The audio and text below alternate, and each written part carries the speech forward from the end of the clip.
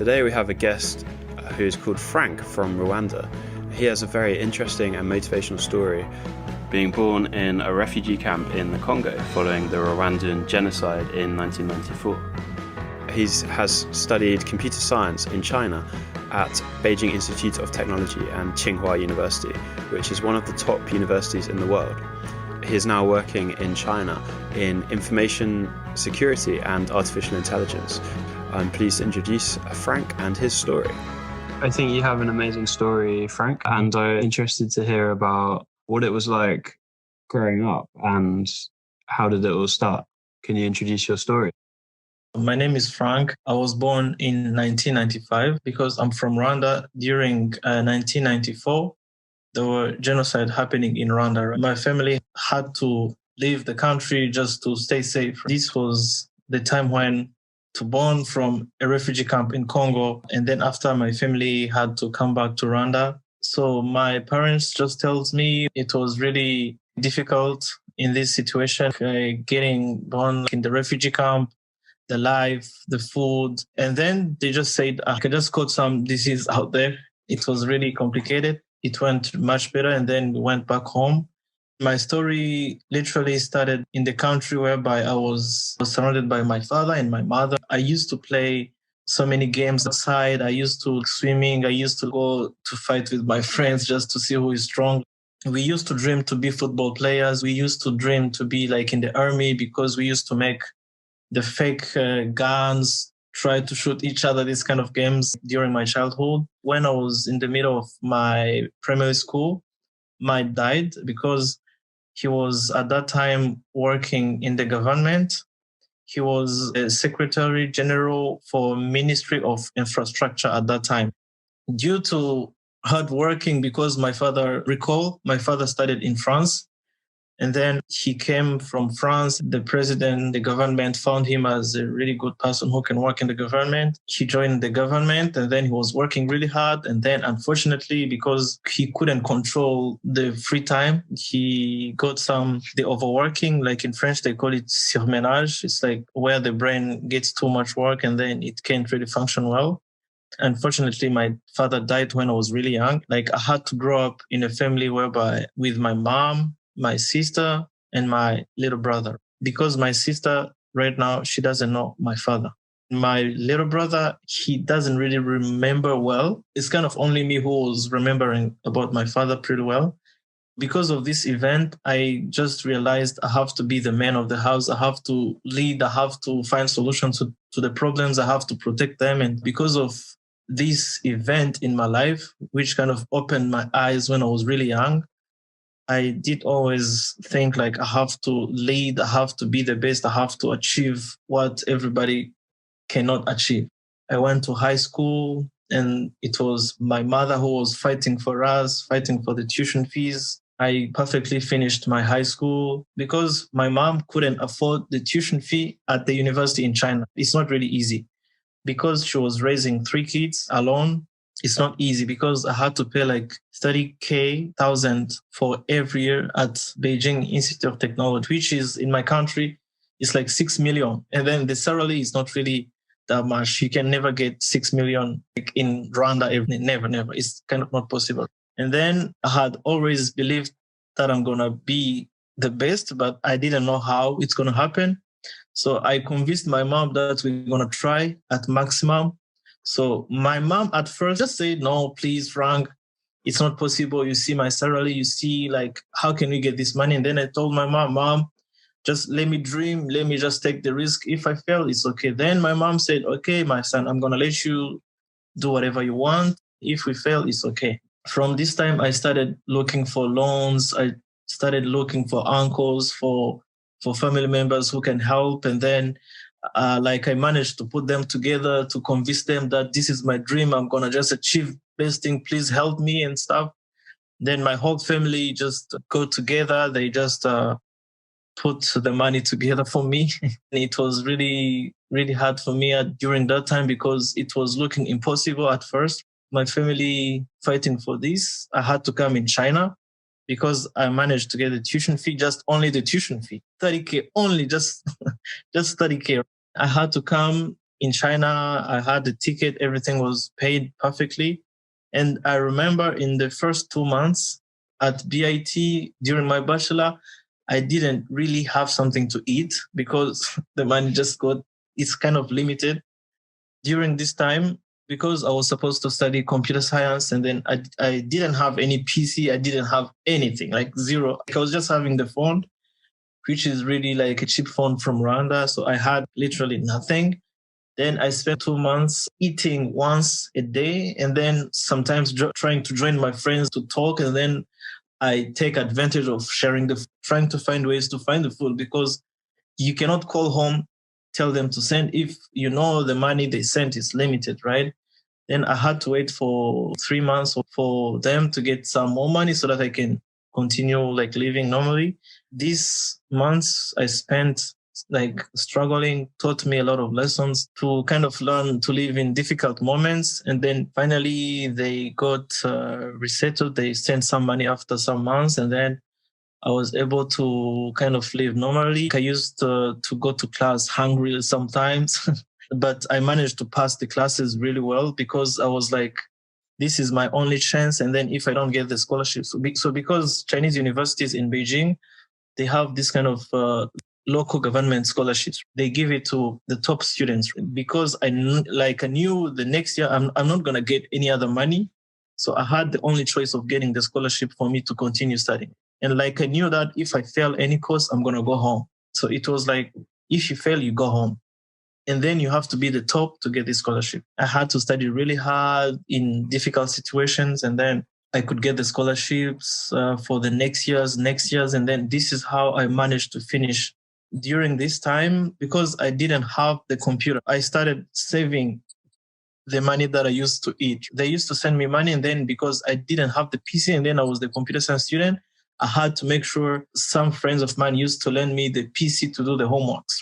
And then because I was doing the homeworks really well, we could like have win-win situation. You give me your PC, I do the homework, and then if you want, you can copy. It's okay, right? But it's going to be win-win situation. So this is how I started kind of living. And then I managed to save 6,000 for the PC. And then the way I bought my PC, like I went to buy part by part, like I bought CPU, like I bought RAM step by step, because I couldn't get the money to buy the whole computer. So like I had to buy the CPU like aside, the RAM aside, the motherboard aside, everything aside. And then after, like I went for the guy who works in some shops to put it together for me. And then the housing was for free. So the housing is like a little bit old, but the inside is new. And then I managed to have my PC, which can work until now. I'm still using the same PC, which I bought that time. That time was in 2017. And then when I got my PC, this is when I started learning so many skills about computer. Because when I was in high school, I studied math, physics, and computer science. So during this time, we're like using the computer of the school, but also recalling a little bit when I was really young. I do remember at home, we didn't have any computer, right? And then I used to tell my mom, if you don't buy us any computer, I'm going to really go somewhere else. And this is when I did realize I had this kind of love for PC since I was really young. And then my mom, like I remember we had to wait for like some months for my mom to be able to get a PC. And then my mom, because she was working for the government, or she's still working for the government, sorry. So she had some opportunities to go to, is it like Sweden? She went to Sweden. If it's not Swaziland, she went to Sweden, and then they gave her like those kind of free PC for the program, like the free PC. Then she said, hey son, like I got a free PC from God. God sent us a PC, and then she gave me this PC. So this is the PC I was using since I was really young, and it's like the foundation of all my skills, right? And then coming back to my university like time. So this is the time I started learning about computer, just artificial intelligence, developing apps, this kind of interesting stuff. And then I used to challenge myself to build something which is not possible.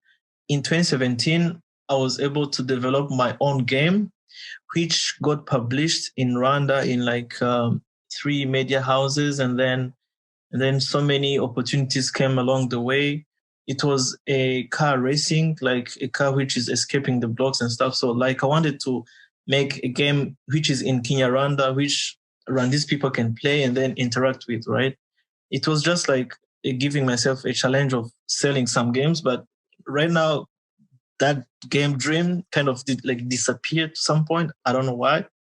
I just want to ask a few questions. So, like, how old were you when that happened when you were younger, when you were in the refugee camp? How long were you there? And I was born in the refugee camp in 1995 because genocide happened, right?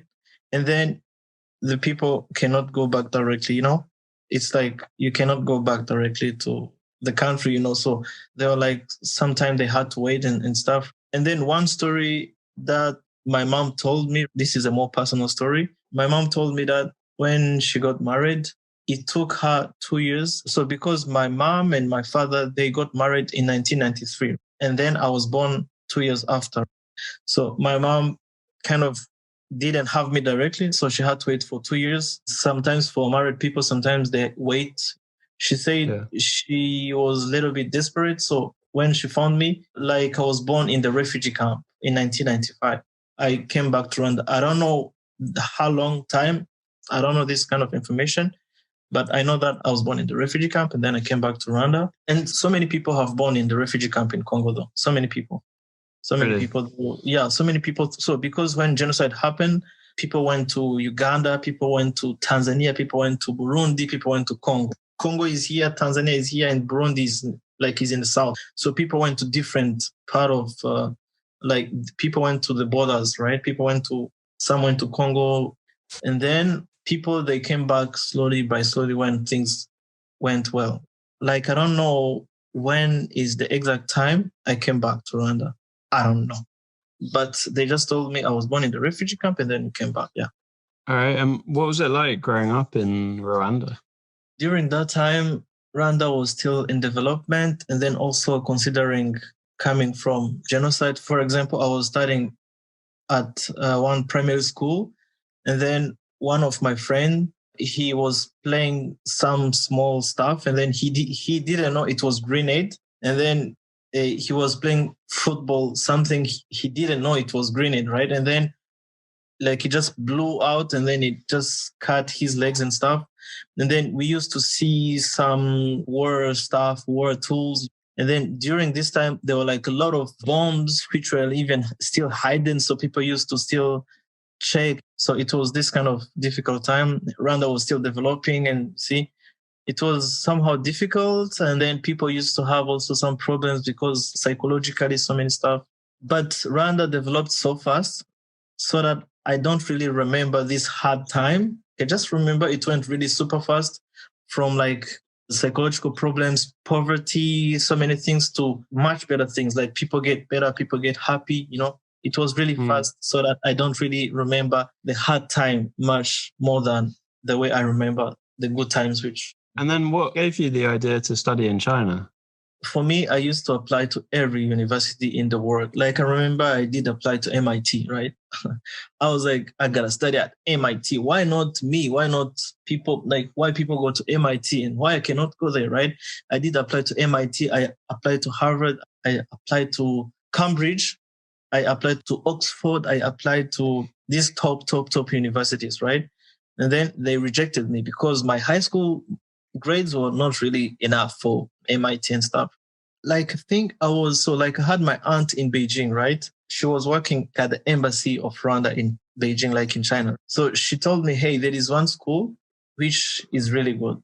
Can you have a look at it? And then I checked BIT. And then like I found they have some good research. They have some good labs and stuff. Then like I checked the campus. I was like, this is where I have to go. The application process was really so fast. This is why I fell in love with it so fast. So like I was applying to so many universities and it's like the only university which kind of made it super fast for me. And then I was like, okay, so they can even send the admission after like 1 week and then they send the visa documents just directly to me. Then I was like, okay, let me go to China. Yeah.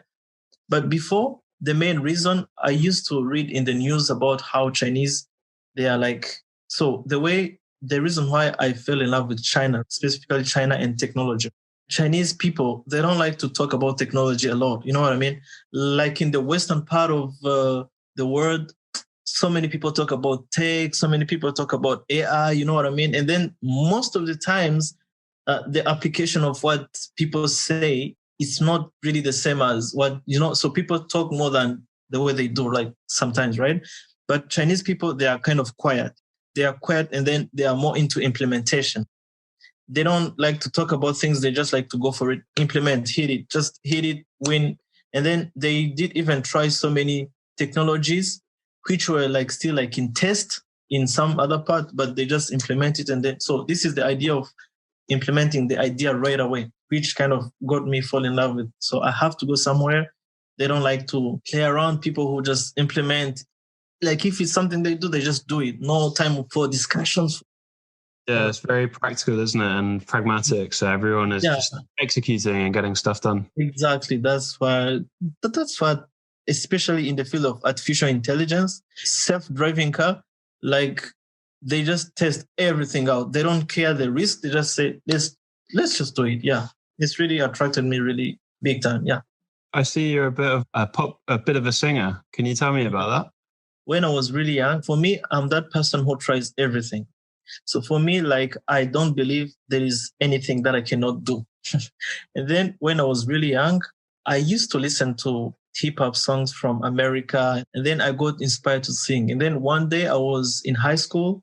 There were like some competition of rapping, some like battle. My friend told me to go try. And then I went to try. And then when I get to the stage and then I started rapping, I saw the crowd shouting. And then I didn't know that I can really impress people to that extent.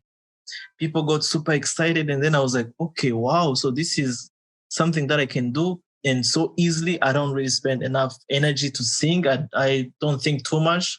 The words comes like so smooth. And then I was able to sing. And then like I won the championship of battle, like of hip hop in my high school. And then like I got offered like some prize, and like in high school, everybody knew me in high school. I was like superstar, the praise, everything was so. And then this triggered me to sing more and then to rap more. Yeah. So this is the main trigger which got me in love with music. Yeah. And I remember when we went to that park in Beijing and you started singing to all the Chinese people. Oh, yeah. Chinese song. That was so amazing. That was so amazing. Wow. 好一朵美丽的茉莉花，好一朵美丽的茉莉花，芳芳美丽芒枝芽，又香又白恋人花，让我来接你家乡，送给别人家。茉莉花呀茉莉花，茉莉花呀茉莉花。Yeah, it's really cool. Like, and then I had a lot of opportunities to sing in China, like in Beijing, in the ceremonies, like at my campus, like BIT, singing Chinese songs, rapping Chinese. It's really nice. And then right now, I think when I retire, I'm going to do music full time, like the old guy who do music. So that's me. And you have a YouTube channel, right, with the music? Yeah, like I have a YouTube channel, which I really kind of opened recently. And then I'm starting to get back on track so that I can start updating my music and then make sure that I can give out everything which is in me. Yeah. So this is kind of me, like I just want to give everything which is inside, give everything possible so that you never know whichever can just give you something. But for me, I like it. It's kind of my passion. Yeah. Can you tell me about Tsinghua? What was it like studying in Tsinghua? When I was studying at BIT, everybody used to say, you can never study at Tsinghua. Like, you are not really at that level of studying at Tsinghua. And then for me, like, I really hate this kind of idea of people who kind of project their failures, fear to you. You know what I mean? Like, some people think they cannot, and then they just project it to you to feel that you cannot, right? So for me, I really hate this kind of thing too. And then because of these people who just used to say like, Tsinghua is really the best, you cannot study there. And then I was like, this is my challenge. I'm going to try to study there. When I finished my bachelor at BIT, like I had to apply to Tsinghua. I didn't really believe I can study at Tsinghua because of the people. And then something special about Tsinghua, the application process is really detailed and serious. For example, like I had to pass the programming competition test, which is really intense. They want to check your level of solving problems. So some people, they brute force, like they do use brute force approach to solve problems. They just try different ways and then see which one works. And then Tsinghua, mainly they just want to look for whether you know how to solve problems using classic methods. So they just want to know whether you really know what you're doing. And then don't waste time trying to find solution, just know what you're supposed to do. It was really challenging, and then I managed to pass it, but I was really not believing I can pass it. And then after I went to the interview with 5 professors who they really ask you really deep questions. They just ask you like research, what do you want to do in the future? What do you want to work on at Tsinghua? Why you really want? And then they just check everything. And the interview is like 30 minutes. So they really understand you 100%. So it was really intense. And then something which made me happy, I was the only African in that kind of class. And then I was the only Black guy who was in the class, and which was really interesting because I like to be unique. I like to not look like other people. It was not easy to skip the class because they know me. Like if I don't come to class, they know someone is not there because I'm different. Do you have any tips for someone who wants to get into Tsinghua? It depends on the program. So for me, for instance, it's maybe easier to give the advices for someone who wants to study computer science or like some computer or like tech related stuff. The whole idea of computer stuff, it's data structure and the algorithms. So if you don't really understand this basic stuff, you can never pass anything at Tsinghua. And then you have to have a really high level of math. You need to really be good at math big time. Something else also, you need to do like extra projects. Suppose you need to have, for example, your GitHub repo, you need to have a lot of things you did in life, you know, because to convince the whole admission committee, including the professors, you got to have like different things to put together. And even because I was a musician before, this also attracted the professors. So they were like, how can you put together everything you do and then you manage to still achieve what you want to achieve, right? Because you do so many things. So they want someone who doesn't do one thing, just do so many things and then make sure you focus on one, but you still gotta have something else. So this is the general idea.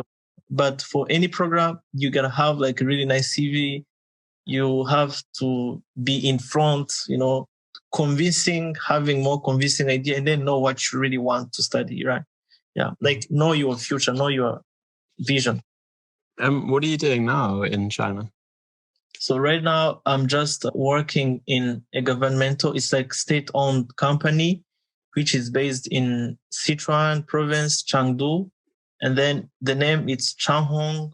It's called Sichuan Changhong Electronics Company, right?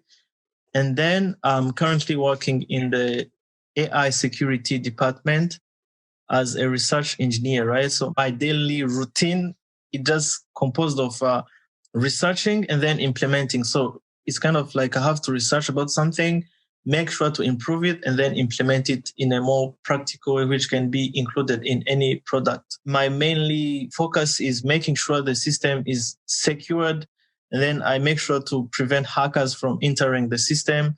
I just make sure the AI models which has been deployed in the products, they are secured, to make sure the methods or like the stuff which has been created is safe. Like it does protect the users and then it does protect the company also. What do you think about foreigners looking for jobs in China? How did you get your job? The way I got this job, it's when I was at Tsinghua, my professor gave me an opportunity to have an internship at one company which is called Network Security Focus. It's NS Focus. So this was also part of my thesis and my research paper. So because of this idea which I did invent, it got published in some news somewhere else. And then the company, this Changhong, approached me.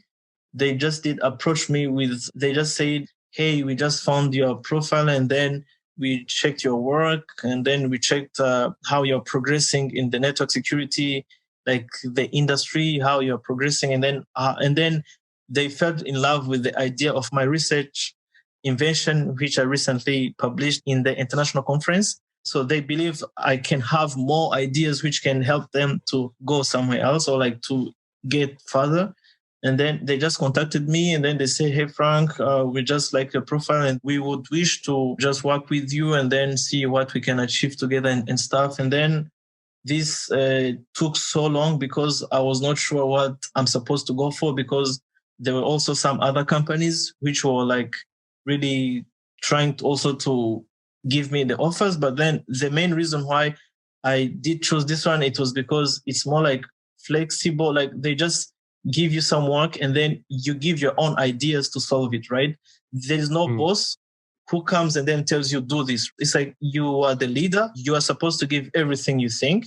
And then if it fails, it's okay. But if it works out, it works out. What is the working culture like? Is it like 996 or is it quite flexible? So the working time, I go to work from 9 to 6 p.m. And then during lunch, I have like a meal and then take a nap for like 30 minutes or like even 1 hour sometimes. So the culture is like you work and then when you get tired, you can take some nap. It's okay. They just want you to, so they are more result oriented. They just want you to achieve the thing on time. So their purpose is result oriented. I do also like the sports culture. Like every employee have to participate in some sport culture, like group, like sometimes like Monday we play badminton. Tuesday we play basketball or football. I like the sport culture. You're enjoying your life in Chengdu? I would say I'm really having a great time because I don't have school and I'm not going to go back to school again. So you mentioned before that you like to be so you're the only African in the program. And you mentioned before that you like to be unique. What is it like to be a foreigner? And what's your experience like to be a foreigner or an African in China? Because a lot of people ask about that or they're interested in that. This is a little bit trickier. It's really nice to understand differences. And then it's really nice to respect people's perspective, people's point of views. You know what I mean? So many people, they don't have to take things personal, right? People have different preferences. People have different point of views. People, they have different backgrounds. It's much better to come in China, be ready to understand or to kind of be flexible with any changes or like something that you may not like, because everybody is different. Everybody has different perspective. Who is a Black person, for example? And then I believe if you want to get a nice experience, you have to give a really nice image of who you are as a person. And if someone looks for color, it's okay, but you have to make sure you be the example of who is a good person, right? And then make sure to understand the differences and then don't take anything personal. You know what I mean? People, they have different preferences. Like if this door closes, some doors also will open. So for me, the experience is like I did embrace. So for example, this is one of the cases. When I did arrive in Beijing, I used to go to the subway station, for example. And then when I go to sit, maybe some Chinese people may stand up. And then some people, they just think, oh, this is racist. This is really bad. No, it's not something personal. It's like someone wants to stand up. And then you don't have to take it like as a problem. You have to take it as a normal thing. Then it's like to make life easy. People, they don't have to take life so seriously. So people, kind of don't take life seriously and then do understand that people, they are different. And then they have the right to like and then dislike. It's okay. You don't have to be like everybody. So, you just have to have open minds and understand people have different ideas. Same for the religion. Some people, they cannot be friends. Like if you are this religion, for example, you have to be friends with people who doesn't believe in God. It doesn't define the person. You know what I mean? So many people come from Africa with this kind of mindset about, oh, this person is my friend because we have this common thing. It's also good to be friends with people who are different from you and then try to understand what they have much better that you don't have. Like try to get the differences, to learn from the differences. And then, it's kind of this idea. Mm-hmm. Because everyone is shaped by their environment a bit, isn't it? They think in a certain way, maybe from other people. And it's important to have an open mind and not take anything personally, isn't it? Yeah. Same also, like, you didn't choose to born in Africa. You didn't choose to be black, right? You just came a puff. Same for other person who was born in different part of the world, right? So we didn't choose this. We just found ourselves here. So this is why we have to blend in to kind of embrace our differences, our different point of views. Just leave this world, because we don't have too much time. Like, we just live today, and then tomorrow is never promised. I always think I'm like an ambassador, so try and give good impressions. I think it's important. So can you tell me about your future plans? What do you plan to do in the future? Wow, this is an interesting question. I just see myself somewhere with a family, maybe with a kid. And then I just want to open my business, right? Because I don't want to work for people every time, because I still have, I have so many ideas about different things. So I believe if I can tap into all those ideas, and then I'm not afraid of failing, I'm planning to have my own business. Especially now, I'm having an idea of having a really nice network security company. And then I wish to also, sometime when I get really enough ready, I just want to go to my country and then try to raise up some people, try to lift my country to some ways, and then do my best to kind of also push my brother and my sister, because even right now, like, I still support my brothers, like my brother and my sister. My mom, because she's the one who is providing everything, right? It's not enough, right? So this is why I gotta make sure to provide for my brother, for my sister, make sure to push them so that they can have a really good life. And then same for me, to have a better life. So, like, I just see myself as a businessman in coming future, and then retire, and then make money when I'm relaxing. Maybe when I'm 45, I just want to cut everything and then leave. I don't want to get stressed like my father, the way he was like working really hard. And then, so for me, I just want to relax and then live this life perfectly. Because there must be many people around the world who have a difficult start. Maybe they're born in refugee camps now, or they were born in refugee camps, or they have challenging upbringing. What kind of advice would you give to them? The main advice that I can give to people who are in the refugee camp, right? So I would say that the refugee camp can never define you, We don't choose how we are born. It's like a bridge whereby it's chosen. Like, I don't know, like if it's random, but it's chosen to shape us. I would just tell them that the life doesn't end right there. The life is really big, and then the opportunity is really big. We are all the same at the end of the day. We do all have strength. We do all have weaknesses. We do all have some smart ideas.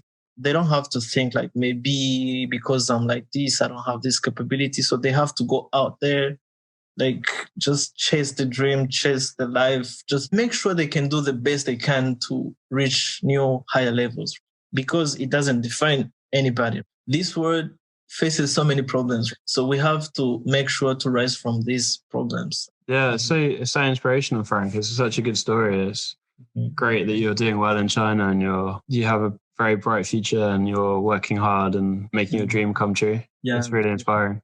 That's cool, Frank. So I appreciate the time to chat. Is there anything else you want to say? The only thing that I can say, it's like tomorrow is never promised. So today is the time. And then you don't have to wait for anything to do anything. Now is the time. If you want an opportunity, you got to go for it. And if you wait, it's done. It's over. Thanks, Frank. That's pretty inspirational. So what if there's a student or someone listening to this podcast who wants to get in contact with you? What's the best way? If someone wants to get in touch with me, I'm on LinkedIn. My name is Isingizwe Didier Frank. Just message me on ididierfrank at yahoo.fr. I'm really looking forward to talk to anybody who is interested in tech stuff, in computer science, and studying in China. So a lot of people help me to push myself to where I am right now. And this is also time to give back to the community, time to give back what have been given to me. So I'm going to be there to help anyone who is in need of any help. And I'm super thankful, and I'm really happy and honored to be part of this podcast. Sure. Thanks, Frank. It's very inspirational. Yeah, maybe next time when you're in Beijing, or when I'm in Chengdu, we can catch up and be good to chat. Yeah, maybe have a hot pot.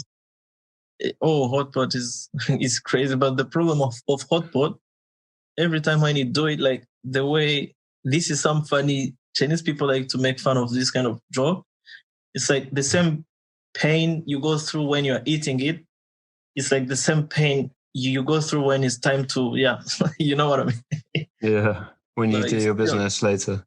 So it's kind of, this kind of pain is kind of like addictive. This is why people like hot pot. All right, we'll leave it on that note, Frank. So good to chat and talk to you later. Yeah. Okay, cheers. Thank you so much. There is one story that I wanted to share also. China admissions played a big role in my part in China, because I remember I was finishing my bachelor's degree. Then I was like, let me try to see whether China admissions can push my chances to study at Tsinghua, right? They just helped me to go at Tsinghua to meet the professor, to meet the admission committee. It was really helpful. And then China admissions helped me a lot to achieve my admission at Tsinghua, because it did help me a lot with the preparation of the documents, making sure I meet certain requirements, making sure that I know how to write my personal statement. Because applying to Tsinghua is kind of really special, right? So you have to make sure everything is perfect and it's in line and it's on time, right? After seeing the culture of China admissions, I would recommend a lot of students to apply via China admissions, because so China admissions, it doesn't only focus on getting you a university, but also they focus on making sure you choose the right program, you are eligible to apply. They make sure the application is so easy for you, so that all you have to do, you just have to send the documents, and then they're going to take care of the rest, right? China admissions have helped a lot of students that I know to get in top universities. It's the best way to apply to Chinese universities. It's so easy, it's user-friendly, so it's pretty amazing to use China admissions to apply in China. I feel very inspired by that story, and I appreciate you listening. If you found that story interesting, please share, and please leave us a comment and give us a rating. And as the world is changing very fast, technology is going to continue to accelerate, and education is going to need to change. How can we prepare for the future? Let's start by learning from other interesting people together. Thank you, guys.